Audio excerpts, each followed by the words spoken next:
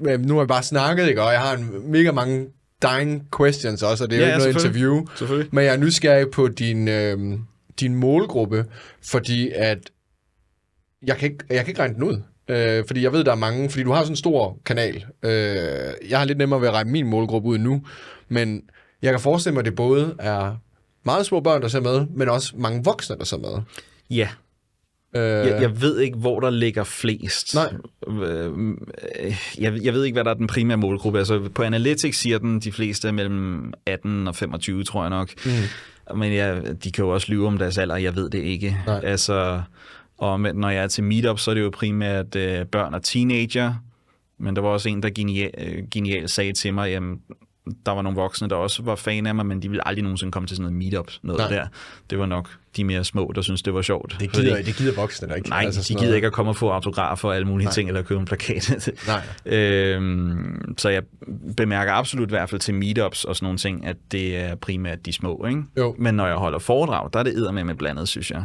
Ja. Og jeg synes, det er meget hyggeligt også, at jeg kan få sådan nogle hyggelige fanbrev for både nogen, der er forholdsvis gamle, ikke? Eller i 50'erne, eller i 30'erne, eller i 20'erne. Altså, det er meget blandet.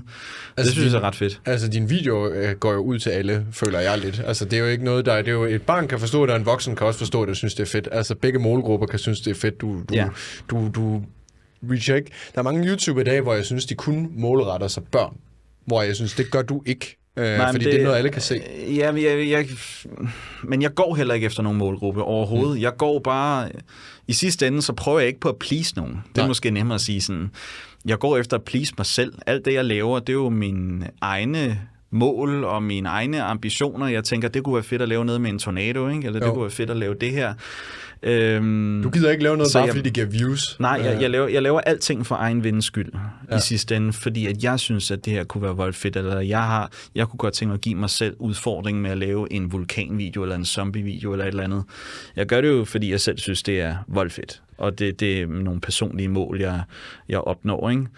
At det så har fanget et publikum, og mange synes, det er fedt. Det er jo så, det er jo fedt, selvfølgelig er det det, og det gør, at jeg kan leve af det. Men det er også lidt en tilfældighed på en eller anden måde, fordi at jeg havde lavet det samme uanset hvad. Altså, og de første 10 år, jeg var på YouTube, så kunne jeg ikke rigtig tjene penge på det heller. Jeg tror netop, det er det, der virker for dig, at du netop laver det, du brænder for. Det kan folk ligesom mærke, ikke?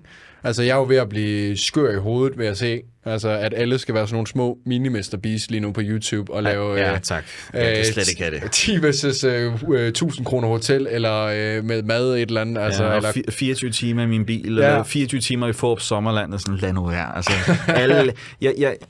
Det er sådan en mentalitet, jeg ikke kan forholde mig til. Også fordi jeg kan ikke have, at man kopierer hinanden. Sådan, vær nu dig selv for helvede. Altså, jeg kan ikke have det.